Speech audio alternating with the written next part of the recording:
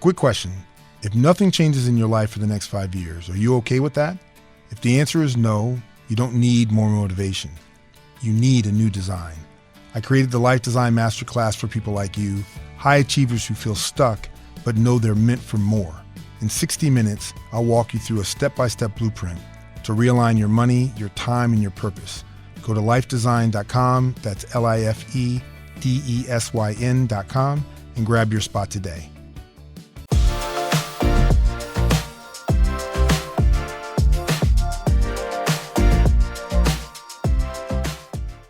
Franchising, real estate, succession planning. What happens when you bring all three together under one family-led brand? I'm Bo Kemp, and today on The First Million is Always the Hardest, I speak with Nate Sutton, President and CEO at Sutton Auto Team. We discuss growing a business, raising up family leaders, and redefining success as something that lives far beyond the balance sheet. Well, thank you, Nate, for coming. We're really excited to have you here. And for the benefit of the listeners and viewers, just tell us who you are and tell us a little bit about your organization. Thank you, Bo, for having me. I am Nate Sutton, CEO of Sutton Auto Team, and we are an auto dealership group that began in Matteson, Illinois in October 1989. Oh, wow. So we've been around a little while. We have 4 dealerships, one located in Kenosha, Wisconsin, one in suburban Minneapolis, and one in Cocoa, Florida, outside of Orlando. That's excellent. Thank you. And, your organization has really been a pillar in the community in the Southland for all the time since 1989. I'm interested in your backstory about how you got there, and I'm interested a little bit about how the organization has grown in the South suburbs as part of the Chicagoland. But first, just, tell us a little bit about where you're from and kind of how you got from where you started to the point where you created Sutton Auto. Yeah, as we reflect back, I reminisce back to when my mom and dad started in Mississippi, and we were part of that great migration in the 60s, 1963, that left the South and moved up to Detroit, Michigan. So I grew up in Detroit, graduated from high school there, and graduated from Michigan State as a packaging engineer, otherwise known as industrial engineering.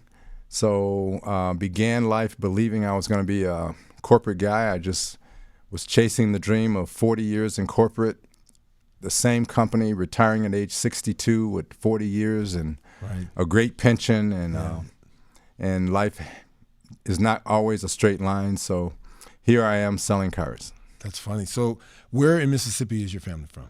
So Dad grew up in actually Silver Creek, Mississippi, which is 65 miles southeast of Jackson. Okay. And Mom grew up in Ridgeland, Mississippi, which is now a prospering suburb of Jackson. They both are alumni of Jackson State University, HBCU, which is where they met. And I'm actually a third-generation college graduate. My grandmother was a school teacher with a college degree as well. There. Yeah. That's it. You could never not do your homework at home. That's right. It wasn't, are you going to college? It's which college are you going to? It's fascinating in hearing you describe that part of your story. So my grandparents are from Mississippi. My grandmother's from Macomb County, Mississippi. My grandfather's from Hattiesburg. They met at Alcorn State. Yeah. And got married. They moved from Mississippi after the war to Detroit in the 40s. Oh, wow. And then lived in Detroit. And my mother and my father both went to Michigan State. Really? So my mom went to Cass Tech. My dad went to Southeast High School and met at Michigan State. Yeah. So a lot of parallels in that story and that experience of that grand migration, that great migration, and the experience you had. My mother and grandmother were both teachers. Okay. And so very much like you were describing. Third generation college grad also. Yes. Don't see that often. No, you don't. You don't. And what's interesting is how many folks that have come from down south and went through that great migration, in fact, do have college degrees, many of which attended HBCUs. Absolutely. One of the benefits of HBCUs and just the, people underestimate the speed at which Black Americans actually became literate. There's no other population in the history of the world who went from a high level of illiteracy to the level of literacy that Black Americans did ever in history. Never happened at other times.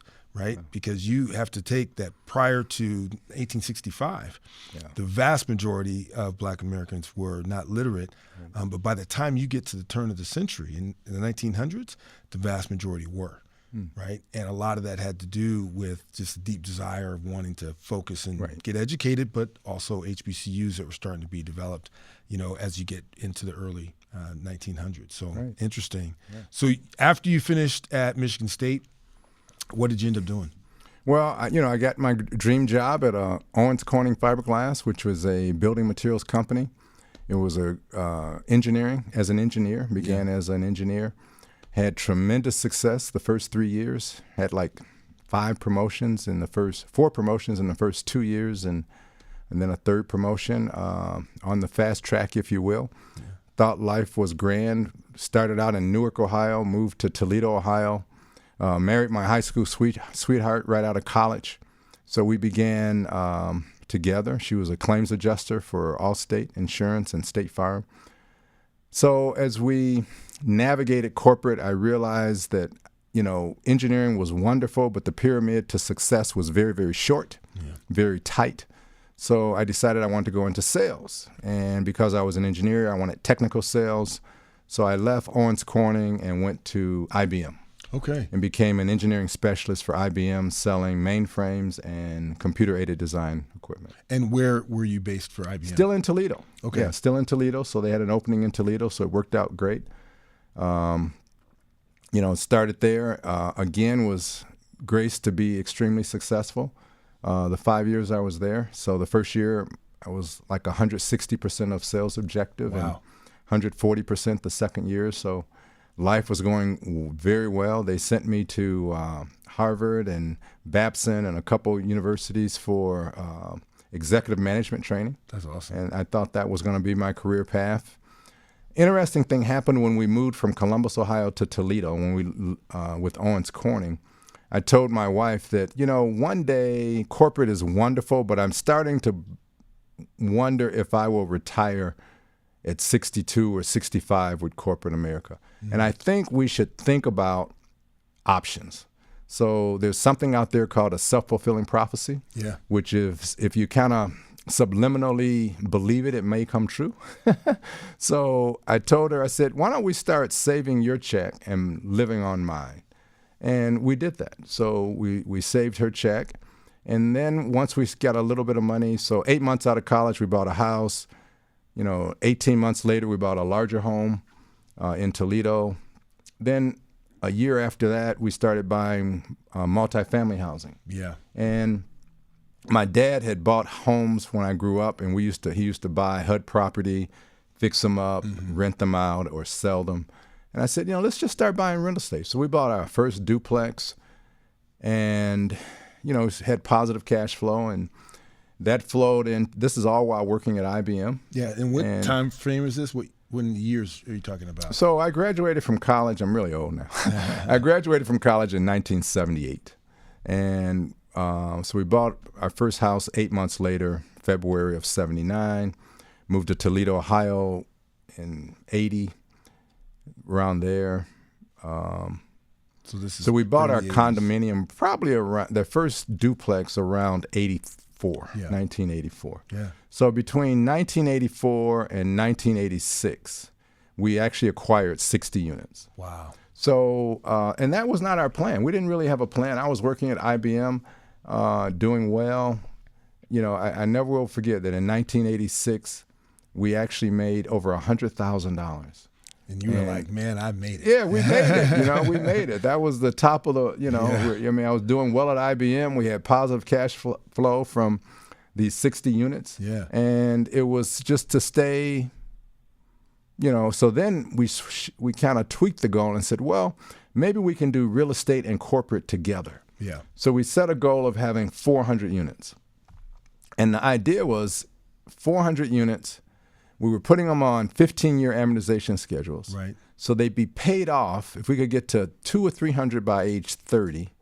And if we could get to another couple hundred by 35, they would be paid off between age 45 and 50. Right.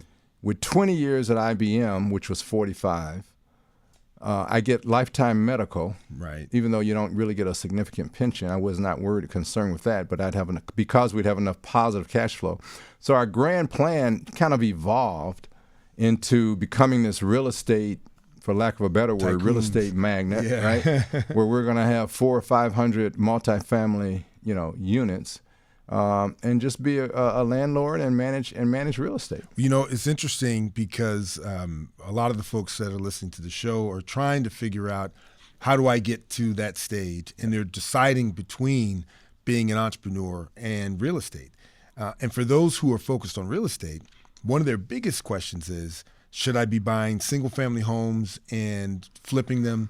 Should I be buying those homes and renting them? Or should I be doing multifamily? Did you go through that analysis? I mean, and you had mentioned that your dad was buying single-family homes, so you'd had an experience, at least from afar, if not directly, with that. Why multifamily property and not rentals or not doing flips? So we actually began, and I would encourage everyone. We read a couple books, right? So the first book was Think and Grow Rich. Yep. Very popular, classic. Probably a classic. I suggest it to every aspiring entrepreneur. If you think, you have a great position now, you have a great job, you're working, and you think you want to start something maybe one day, it's a good starting place. And then we took some classes. There were classes that are not as popular now, but they were how to buy real estate with no money down. Yep. Because we were moving pretty quick. And even though, because first priority was to buy a home. So you're saving money for a down payment. So by the time we bought the house, you're broke. And now you're still trying to, okay, how do I buy a multifamily house? How do I buy a single property? And we were available or willing to buy whichever opportunity presented itself. That's interesting. So we did not say, we're going to buy a duplex, we're going to buy a multifamily, we're going to buy single family. So we looked at foreclosed properties, we looked at abandoned properties. They were on that foreclosed is owned by the bank, abandoned is typically owned by the municipality. It's on, for property taxes. They tend to need a tremendous amount of work. They've been gutted. So we ruled that out pretty quickly. But the seminars were very helpful in how to buy property with no money down, because some lending institutions will assist you, will give you credit for sweat equity. Right. And that's what we used. So the first property was a duplex that simply needed to be painted. It had separate utilities, so you could have two tenants that each paid their own gas and electric bill. And it was at a price where with 20% down, they allowed me to do half of it with sweat equity because I did all the maintenance by myself. So it was literally roll up the sleeves and, strip the walls, sand them down, paint them. The furnaces all worked. The plumbing did not need any major work. I was the general contractor, if you will. That's always a killer, roof. Right? yeah. They had a good roof. So we had, and in the seminars, they told you that when you're looking for property, you look for a good foundation in that property. And a foundation is a good heating, AC unit system, a good roof, and, good plumbing. Yeah. So you do not want to buy a property when you're a novice. My suggestion would do not buy a property that needs work that you cannot do. I can unplug a toilet. I would go rent an auger, and unplug a toilet. I could paint. I was a pretty good painter. I could do light maintenance. My wife, don't tell my wife that, because right. She may want me to start doing more around the house. But back in the day, I did all of that, Bo. Yeah, it's interesting. One of the things that I've started to counsel folks is, if you had a choice, and most people are pickier than you are, I think it's actually really smart that you are like, no, I'm going to be opportunistic. If something comes across my path and I can make it work, I'll take advantage of it. I'm not going to stay and wait for the perfect thing. But I've been telling people, if you have a choice and you can have options, multifamily is a safer bet if you are a newer developer than doing single families or rentals. And my rationale for that is simply that I've got, the hardest part about, buying real estate is being a landlord and getting people in, making sure that they're not destroying the property, that they're going to pay on time, that they're not causing other problems. And at least when you're in multifamily, you've got multiple families. So at any given moment, somebody may be having a difficult time or maybe a difficult tenant. but it doesn't completely crush you. Whereas in single family rentals, it can be really, really difficult. That doesn't seem like that was part of the calculation, but has that turned out to be very true for you in your experience? That was definitely part of the calculation. Minimizing risk. The first property we bought was in a marginal area. Yep. Right. So you had to be willing. So the rents weren't the highest, but renting out one unit paid the mortgage. Right. So that was why we were very intentional on, if someone misses their rent, do we have to come up with the mortgage? And we were not ever in that position. Yeah. Ironically, our second unit, we jumped all the way to a 28 unit. Wow. So we went from a 2 to a 28 to a 30, which is how we got to 60 in like 2 years.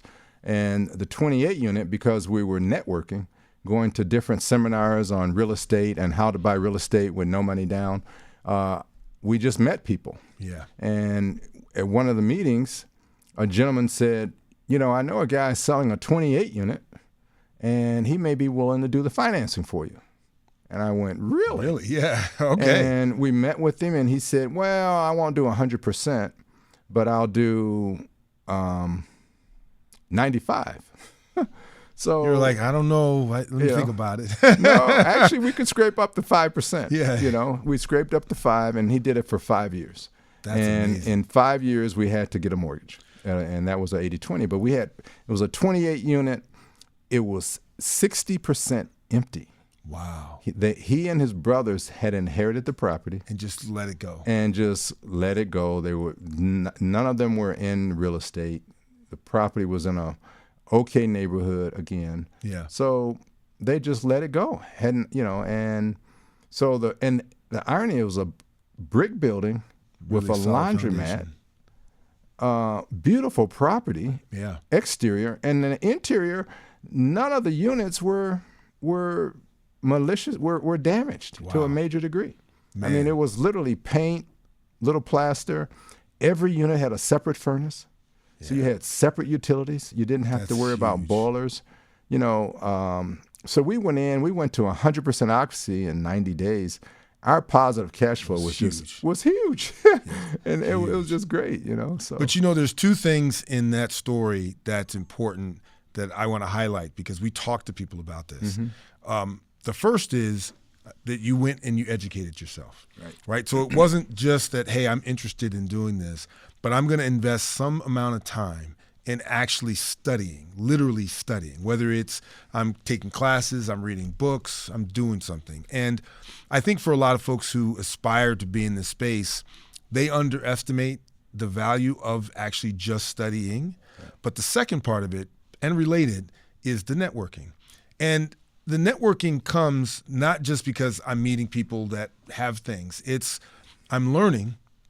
I'm putting myself in this environment. I'm doing some of the work. So when I'm having conversations with folks, I'm having practical conversations because, I only own 2 units, but I own 2 units. And I've had this experience. Have you had that experience? And one of the mistakes I think a lot of people make in networking is they immediately want to go meet all the rich and famous people that are already in their space, but they've actually done very little. So you can't have a practical conversation with that person. Every conversation you're having is them kind of telling you about a world that you can see from outside, but you're not on the inside. Sure. So you don't have any sense. It doesn't take a lot of inside work, but it takes some, right? To be able to say, well, I bought this unit. This is my first. I'm learning this. I had this problem with the boiler. I had this problem with the tenant. And all of a sudden, it catapults you into a different space. I tell the story, my oldest son just had a baby. And he calls me and he says, you know what, Dad? He said, I'm talking to people I've talked to my whole life. He said, but I'm having completely different conversations now that I have a kid. He said, it's almost as if they now are like telling me things and talking to me in ways that they wouldn't a year ago. And I was like, well, that's kind of what it is when you bought that 2 units. All of a sudden, you went into a different space. Yeah, you're in the club. Yeah. You're in the club. People respect people in the club. You're young. They recognize the ambition. The zeal, they're all, and they're more often willing to help than not. Yeah. And they're full of advice and suggestions. And the other thing is you'll find people that are near, like this gentleman was late 60s, early 70s. Mm-hmm. And he was not looking to buy a 28 unit. Right. But because he was already in the game, he was in the network, he got the opportunity. Right. So because we had a relationship, he forwarded that opportunity to me. Right. Because he was nearing the end of his career. It's like, I'm not really in the, yeah, it's a great opportunity, but you know what? This might be perfect for Nate. Right. And so, he introduced us, and it was great. This isn't an ad, it's just our experience. At the Southland Development Authority, we've spent the past 5 years growing our team. And time after time, we've turned to LinkedIn, not because we had to, but because it works.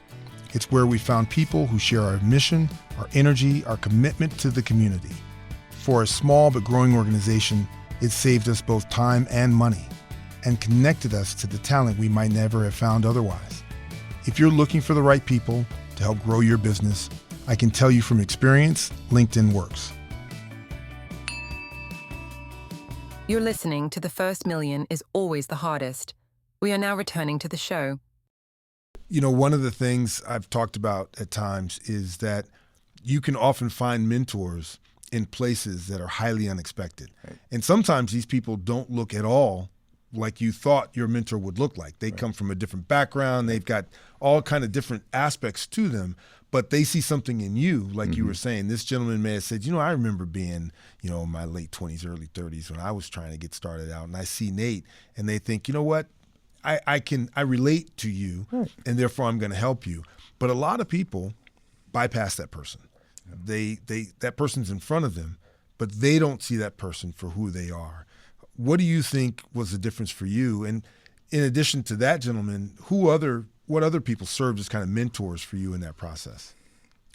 We've had multiple mentors that have along the way that you just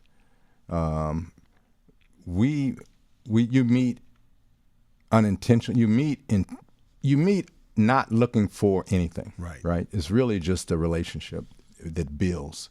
So I actually met my first two mentors at a Bible study. Okay. Yeah, I went to a Christian businessmen's Bible study group, and they were there. Yeah. And I was a corporate engineer, and we just got to know each other. And I was not looking to buy real estate. I wasn't looking to do anything. I was just running the corporate game. And as a couple years went by, I knew the one gentleman bought real estate, and I said, hey, thinking about buying real estate. And he kind of coached me, on how to buy the first unit. So we bought the duplex. Right. Fast forward 18 months, and, he said, there's a 28 unit available. Right. So I knew him several years before we bought the first property. Yeah. Well, actually about 2 years. About 2 years before we bought the first property. But I think the lesson in that too was your relationship wasn't transactional by definition. Correct. Right. And so, there's this theory that it takes 5 interactions for anyone to have enough comfort with a person anyway. But those interactions had gone well beyond 5, and they were not transactional. Right. He had a chance to kind of assess you and vice versa. Right. So when you had a moment that it could be transactional, it felt like a natural move to that space, not one that was contrived where you're asking for something and he's got to give. And I think that's a lesson that is undervalued by a lot of folks is you've got to develop relationships with people that actually in the initial part, they got nothing to give you, nothing that you can identify, at least right up front. Right. So you went through this process and you quickly got to 60 units on your way to a couple hundred units. And at that point, did you start to think to yourself, like, other than healthcare, why am I doing this job every day? Like, I could just do this real estate thing. No, I loved IBM. I loved corporate America. I enjoyed the security, In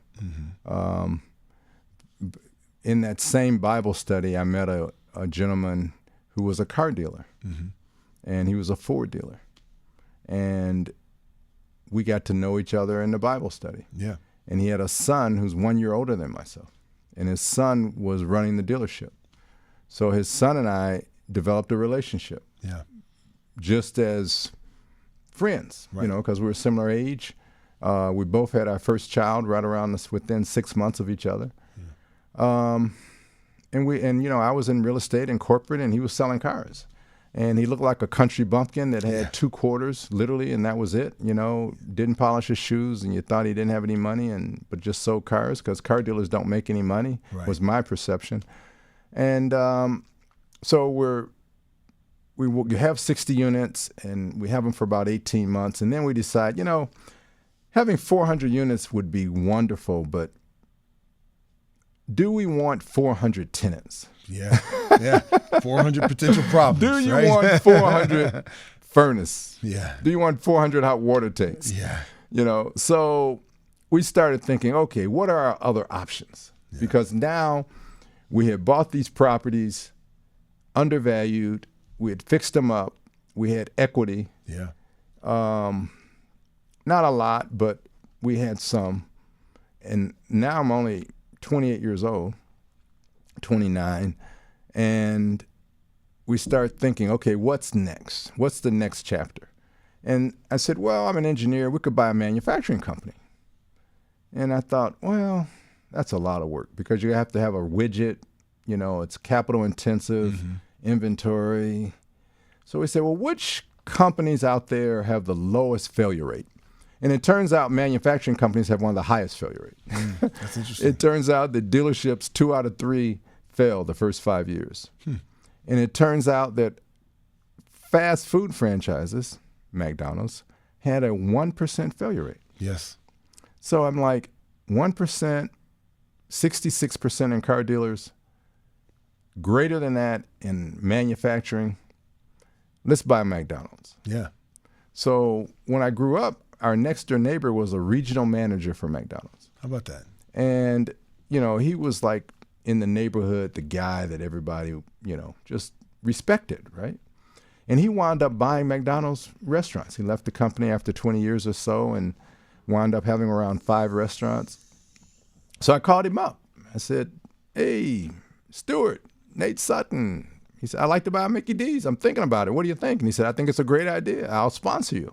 How about that? So I had a sponsor, and we met, and he got me an application. I got an application. You have to do 2,000 hours in a local McDonald's to have experience prior to getting a franchise. So we were getting geared up to do this 2,000 hours while working full-time at IBM. It can take up, they allow you up to 2 or 3 years. You could use whenever you, but you have to know how to do every single job. And so we were on that track, and we were out to dinner one night with our friend who's the Ford dealer. You're older than me. His name is John Whitman. And I said, yeah, John, we decided I've been accepted at Hamburger University and McDonald's, and I think we're gonna buy a McDonald's franchise. And he said, Nate, I didn't know you were interested in franchises. I said, yeah, I don't think corporate's gonna work out for me, even though we had done very well. And he says, well, you should buy a car dealership. And I said, car dealers don't make any money. And he said, you should come see me.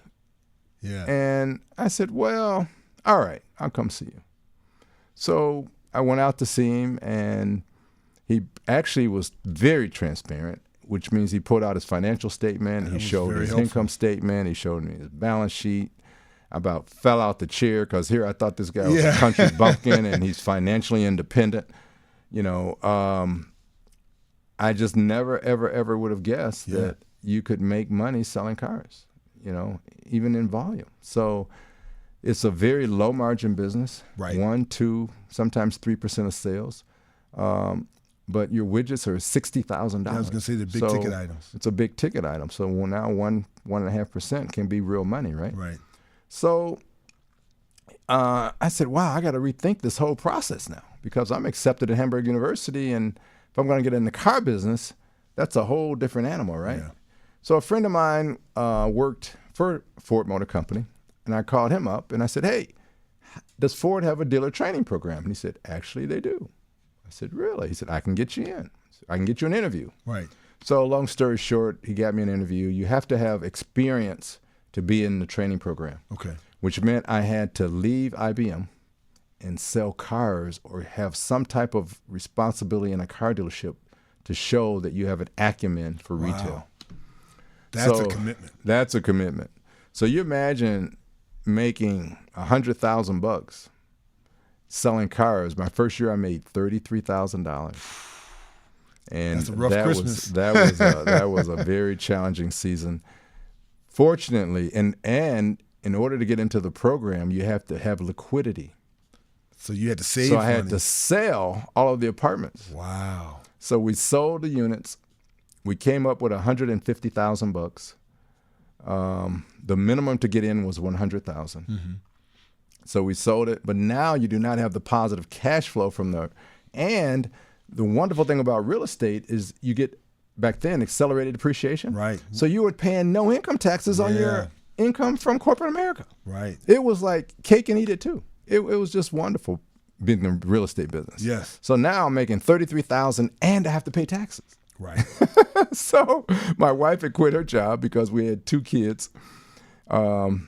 Anyway, she wasn't working full time. So, I start in the training program. I sell cars for a year, $33,000. I go in the training program, and as a trainee, they paid you $45,000. Right. So you got a little step up. Oh my gosh, it was tough. What saved us is my wife and I had no student loans when we graduated from college. Yeah. And we were smart enough or graced enough not to have credit card debt. Yeah. Our mortgage was $467 back in the day. And we had a 4-bedroom home. That's a car note now. It's a car note now. Yeah, That's right. It's a car note. That's a car note. And so we had a minimal car note, no credit card, no debt. So because you have no debt and you're on one bill, you could actually live pretty okay on $3,000 a month. Yeah, it wasn't easy, but it was possible. It was easy, and even with 2 kids, it was okay. There's so many elements here. So interestingly enough, as our paths continue to cross, I have I'm from Detroit, right? So everybody in the family's worked at GM, Ford, or Chrysler. Sure. But I'm sure we have some folks that we know in common at Ford. But when I was in my freshman year in college, I would spend all my summers in Detroit. And funny enough, I actually worked for GM at the Warren Tech Center. And that was when I decided I did not want to be in corporate America for very long. And I'll come back to the corporate America point in a minute. But I decided to raise money for a mail order company that I was going to develop. And I went to the people who I thought were the richest people in Detroit, and they were all McDonald's franchisees owners. Yeah. And there were 7 of them, and I hunted them down. I literally went to their offices because most of them owned something else. So I would either go to the McDonald's or I would go to their office and just wait for them every day after work or before work when I wasn't working. And I hunted these people down until they gave me money for my first business. Really? I did, but they did. Most of them gave me money to go away. Yeah. Because they were like, kid, you can't just wait out here. Because I'd show up and then be like, I don't have an appointment to see you. And they'd be like, I'll just wait. And they're like, no, you can't just wait. I'll just wait in the lobby for them. And I just was persistent. But like you, I thought that the people who made the most money were basically McDonald's franchise owners. Yeah. So that's who I kind of hunted down to work with. And they did make good money. They made good money. And their model, they have 10, 15, 20 restaurants, right? Yeah, all of them. Yeah. And that's how they are very successful. And, quietly, and this is a conversation I'm interested in having a little later, franchise for McDonald's is as much about real estate as it is about actually the operations of McDonald's. And I only got to learn that once I got to kind of get on the inside like you and see a little bit of how they made their money and the value of this. So in the 80s and early 90s, franchisees owned the real estate. Right. That model changed. Yeah, because McDonald's owns the real estate. They were like, we're not doing this anymore. They did not want to have a prime corner and you call one day and say, hey, a guy just offered me $1 million for the land. That's exactly right. I'm going to retire and take the $1 million and your restaurant goes away. So they are arguably one of the largest owners of real estate in North America. Now, my understanding is there are still a few McDonald's franchisees who have grandfathered in where they own that real estate still. Right. And it's not corporate owned, but that's a rarity now. It's not a typical thing. But what's interesting, because also being in the Detroit market, people were clamoring to get into the dealer school. So, and it was not easy to do, particularly if you were of color. So the fact that you had the opportunity for both is a testament to obviously how strong people perceived you to be. And that's a tough call of whether you want to do, McDonald's or you want to do the car dealership. Right. The transparency of your friend, I know, made a big difference. But what were some of the other factors that made you decide, you know what, cars is the way for me to go? So John said to me, Nate, do you realize you employ teeny boppers as a McDonald's franchisee? Right. I said, what? He said, you're relying on 16-year-olds to show up to work. On time. Time, before or after basketball practice. Yes. Cheerleading practice. And if they feel like it, they will not leave early. Right. I said, I never thought about it. Yeah. He said, just imagine what happens when the guy that's supposed to make the French fries just doesn't come in. Right. You make the French fries. I was like, I never thought about that. So I investigated, and sure enough, teeny boppers are pretty unreliable. Even back in 1989, right. 88, they just, it's interesting now, a friend of mine who's in retail, in fact, my daughter started out at Target, and she was an assistant manager at Target, and she was responsible for the schedule. So I said, how do you manage all these kids that, may or may not show up for work? And she said, Dad, you give them a sheet of paper with the schedule, and you ask them to fill in when they would like to work. Oof. You do not say you will work Saturday from 8 a.m. to noon. And you give them that schedule, and you ask them nicely, please look at your schedule. What else do you have going on in life? What else you have going on in life. If you're on the basketball team, if you're whatever you're doing, it's okay. Just fill in when you would like to work, and hopefully we can get 20 hours out of each person. Wow. And she developed a spreadsheet. She actually got a promotion because of it. She's fresh out of school, and the manager was using literally a manual process to schedule person. So he gave her the schedule to do, and she says, okay, and she just created a spreadsheet. Yeah. It was not a big deal, and passed it out for people to fill in. And he says, genius. Guess what? You're now responsible for the schedule for the entire store. Exactly. She's like, okay, but that's how we did it. I actually hadn't really, I hadn't thought about that either, but you're right in terms of the workforce that you're dealing with. Yeah. What's funny now is I think if you were to go to your average McDonald's, that's not who's working there now. I think the age of the people who are working at McDonald's is actually substantially higher than it was in the 80s or the 90s. And I'm not sure that makes the level of reliability that much better, but it's different. I suspect it makes it much better because, unfortunately, fortunately, you have a lot of second jobs, right? Yeah. Adults with a second job.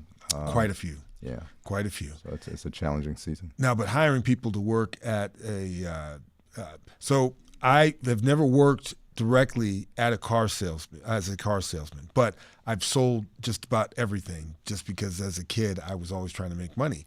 So I've interviewed though and talked to people about sales jobs, and those are you eat what you kill jobs. That is Glengarry, Glen Ross, steak knives, Cadillac. That is really a tough job. So how do you hire those people?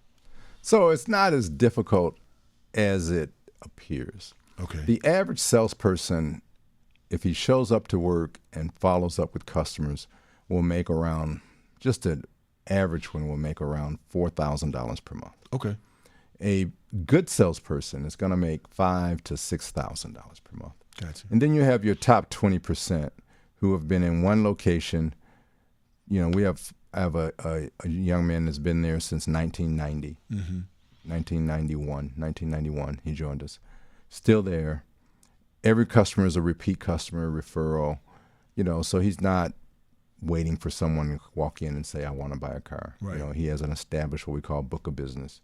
And those people, you take care of your customers, they take care of you. Yeah. So it's not like it was perceived to be back in the day. Okay. Right? We're blessed to have relatively low turnover. Yeah. Our core values are personal growth, respect, urgency, integrity, and teamwork. And when you treat people with respect, your customers and your team members they stay. Yeah. In a dealership, the Matteson, Illinois dealership is very large. It's the largest in our group. It has around 105 team members. Out of the 105, 15 are salespeople. Okay. So a car dealership consists of a minimum of 4 profit centers. Mm-hmm. We have 5. So the 4 are new car sales, used car sales, parts, service. Some dealerships have a body shop. Very few have a fleet department, and we have a fleet department as a 5th profit center.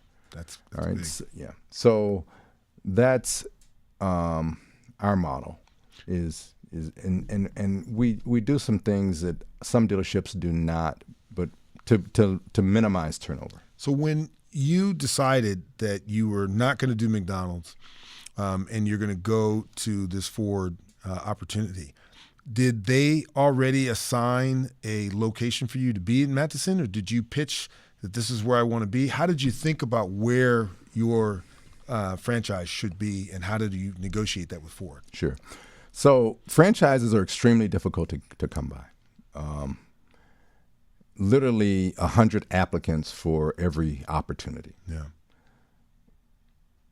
Ford, Chevrolet, all of those franchises are just in very high demand even today. Yeah. Okay. So networking, getting to know people in the training class is really how you get your opportunity. And it decides, are you going to be in Centralia, Illinois, in a location that's going to sell 20 cars a month? Right. Or you're going to be in metropolitan Chicago, right, where your lifestyle is significantly different. Yeah. So again, we were graced to, I tell my kids, you go to all these meetings and there's typically a reception. And what I noticed early on, even in corporate America, that senior management always attends the reception on time. If it's at 6 p.m., they're there at 6 p.m., and they may duck out at 6:45, depending on where they have going. But they're really there just to shake a few hands and oftentimes leave. Sometimes they'll stay for dinner. And so I was at a function, and I said, I'm going to go down to this reception early. So I went down at 5:45. And I met a gentleman, and he says, where are you from? I said, Toledo, Ohio. And he said, so what kind of hobbies do you have? And we just started talking. Right. And it turned out I love horses, and he loves horses, and his daughter competes. Oh, wow. Okay. And I was like, and we talked about horses literally for 45 minutes. How about that? He looked up. It was 6:30. The room was full. He was like, I got to get out of here. He says, I got to go, Nate. I'm sorry. I got to mingle. I said, oh, look, really enjoyed talking to you. I said, by the way, what's your name? I said, what do you do at Ford? Yeah. It was Al. I knew his name. I said, Al, what do you do at Ford? He said, I'm the national market rep manager. And I went, oh, no. I've spent 45 minutes talking about horses. Instead of business. And you're the one guy who approves every dealer in North America. Wow. Providence. I'm thinking all that to myself, right? I screwed up. And I said, I'm so sorry. Can I have 5 minutes? He said, I don't have 5 minutes. Here's my card. Call. Just give me a call. Yeah. So I go back. I put together a packet of who I am and what I'm looking for in investment capacity. And I send it to him. And I followed up with a phone call. No response. Call him 2 weeks later. No response. Call him a month later. No. 3 months later. No response. You thought I blew it. I blew it. Yeah. I blew it. The opportunity of a lifetime, and I blew it. And 4 or 5 months down the road, I get a call. Is this Nate Sutton? I answer the phone. I'm selling cars. I said, Nate Sutton speaking, and they said, is this female? Is this Nate Sutton? Yes. I have Mr. Clanky on the phone. Are you available to take his call? Absolutely. And I'm thinking, I think I can squeeze him in. Yeah. I think I'll squeeze him in. So he picks up. He says, Nate, how are you? I said, great. Al, how are you? He said, look, I'm not been ignoring your calls. I just had no opportunity to show you. There's an opportunity in suburban Chicago. Not sure if you're interested, but if you are, I can set up a meeting. I said, I'm definitely interested. He said, great. I'll send you who you should contact. I got to go. Have a great day. Wow. Look at that. And that was it. And Amazing. that was it. I came to Chicago with this big presentation on sales and profit forecasts and how many cars all I'm going to do. And we never presented it. Never presented it. They basically said, here, this is the They came opportunity. in and said, have you had an opportunity to drive by the dealership? I said, yes. At that time, it was in Olympia Fields, Illinois, Okay. Lincoln Highway and Western. And I said, yes. And they said, do you think you'd like it? I said, yes. You're comfortable with living in the neighborhood? And I said, yes. Absolutely. And they said, okay, you got it. And that was it. That's amazing. It was truly amazing. That's it was truly amazing. grace. It was absolutely amazing. Although, two things that strike me. One, the fact that you weren't, as I call, war dialing. So you weren't dialing him every day for 7 days. No. But the fact that you were persistent for several months Yeah. probably helped to Sure. keep you in the front of his mind with opportunities. And again, it's this networking is not the right term for it, but it's being open to developing just relationships that were not transactional. Again, Yeah. right? I'm talking about horses. We're talking about our kids. This is just, we're just hanging around talking. How that ends up, if you're in the right place, putting you in a position where you're meeting the people who are able to help you. So I just repeat that for the benefit for everybody listening. Sure. That is a lesson. And you have to, and you do not realize it when you're in the mud.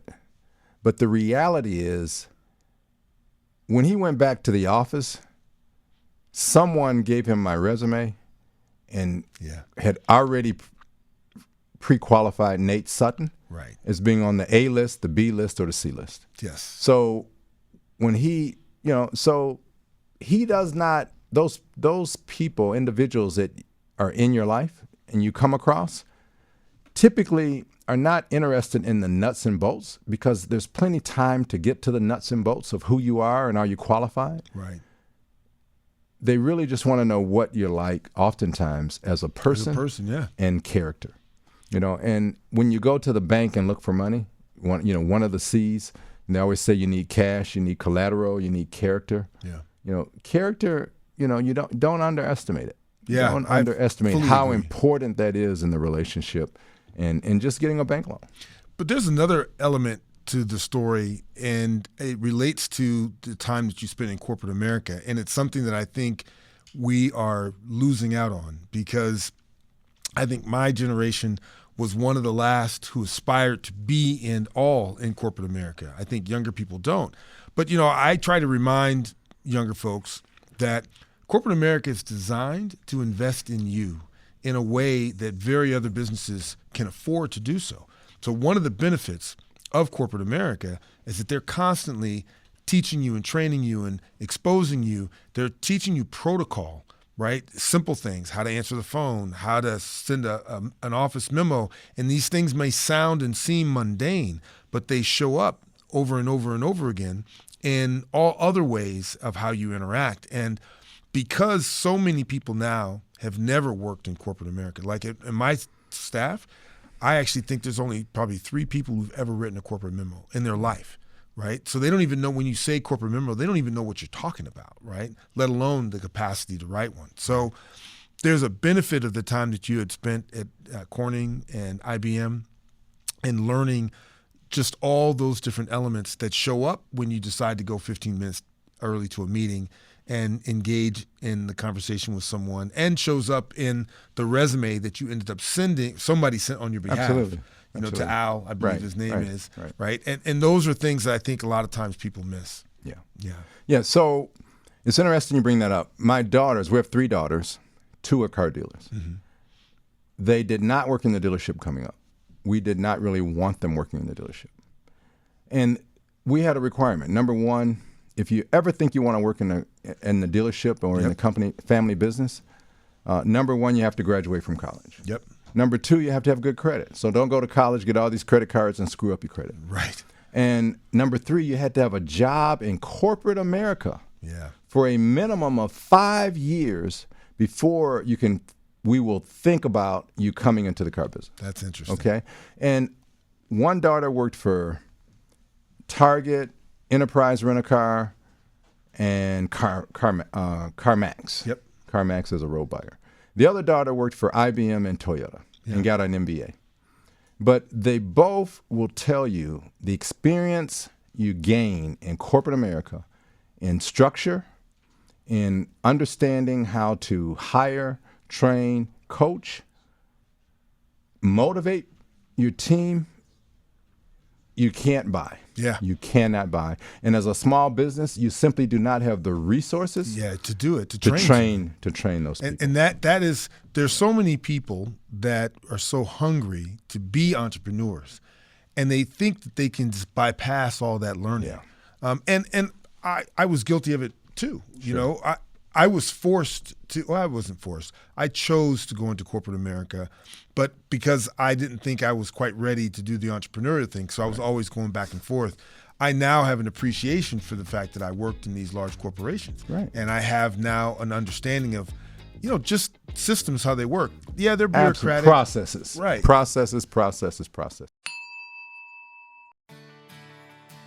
The right idea can change everything, but the right community changes the game. The First Million is always the hardest connects entrepreneurs and real estate developers to the best books, podcasts, and social channels, and live events that fuel success. No hype, just knowledge and network, and next level growth. Join us on Facebook and Instagram at The First Million Podcast, and turn your first million into your foundation for more.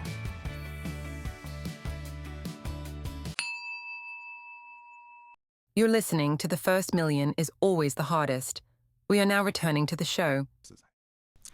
So just to pick up where we left off, you have had the opportunity to be operating in the South suburbs since the late 80s, early 90s, and have had a chance to see a substantial transition in the Chicagoland region and the South suburbs in particular.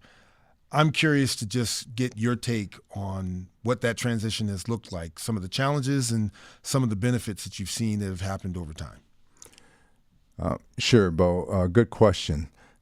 Since 1989, the retail automotive space has simply changed because you did not have internet in 1989. Yeah. You did not have e-commerce. And you had the entire retail landscape has changed. Malls were prevalent and successful. Consumers working in retail space and just general traffic driving by, you had patterns. Today, you have major corporations owning car dealerships, right? So they have challenged dealers to operate differently, right? As a group. The large public spaces like a CarMax, quite candidly, have changed the landscape because now a consumer is not coming to a retail dealer to look for their vehicle. X% are willing to go to, anywhere. I mean, literally, where 36 years ago, 90% of our business was within 10 miles of the dealership. Today, a third can be 30 miles or more. Yeah. Because if you have the blue pickup truck they want, they will drive from Naperville to pick it up. Right. It's just that simple. Yeah. Simple. So the retail landscape has changed, and also the players have changed. In 1998, Ford Motor Company delivered around 4.4 million vehicles. Yeah. In 2025, they'll deliver less than 2 million. Yeah. The benefactors have been the Asian manufacturers, Honda, Toyota, Hyundai, Kia. We all know who they are. The landscape is significantly different. Yeah. So it has required you to adjust. There's a book, Who Moved the Cheese? Yeah, it's another great book. It always changes. I never, when I went in business in 1989, I asked my mentor's dad, Paul Whitman, what are your keys to success? And he said, number one, remember, change is part of the environment you work in. That's and right. Be willing to change. And number two, he said, spend less than you make. Yeah. And at the time I went, what? But it is so basic. It's simple, but not to easy. and I tell aspiring entrepreneurs, I'll meet a lot of young people, a lot of people that I like to own my own business one day. And I'll say to them, can you read a balance sheet or an income statement? Right. And they'll go, well, I can learn. Right. And that's why I had my kids work in corporate, right? Because they're foundationally some basics, right? Scheduling 50 people at a target may seem like a trivial task, but understanding that this is a single parent, right? And understanding that this person, has other responsibilities. It may be their second job. When 80% of her staff were part-timers, Right. over 80% were part-timers. So they all had second jobs. They had other activities, or they were part-time because they had other priorities. Right. So that is really foundationally why you need to do that. But the business in the south suburbs have changed substantially. You have to be willing for that change. Commercial properties, are vacant, quite candidly, and that's anywhere from the south suburbs all over metropolitan area. Chicago. Yeah. Absolutely. Well, one of the things I'm also very interested in is how, and you started down this path of how you prepped your daughters to be in a position, if they so choose, to also be in part of your organization. G1, as they call them, Generation 1, who actually is the ones responsible. Typically, the story is, of course, the first generation makes the money, the second generation destroys the wealth, the third generation hopefully recovers. But it's hard to go from G1 to G2. Yes. And it's particularly not typical for a lot of businesses of color, but not exclusively that's a problem. How you've talked a little bit about your requirement for your daughters to work in corporate America, for those who've chosen to be part of the business.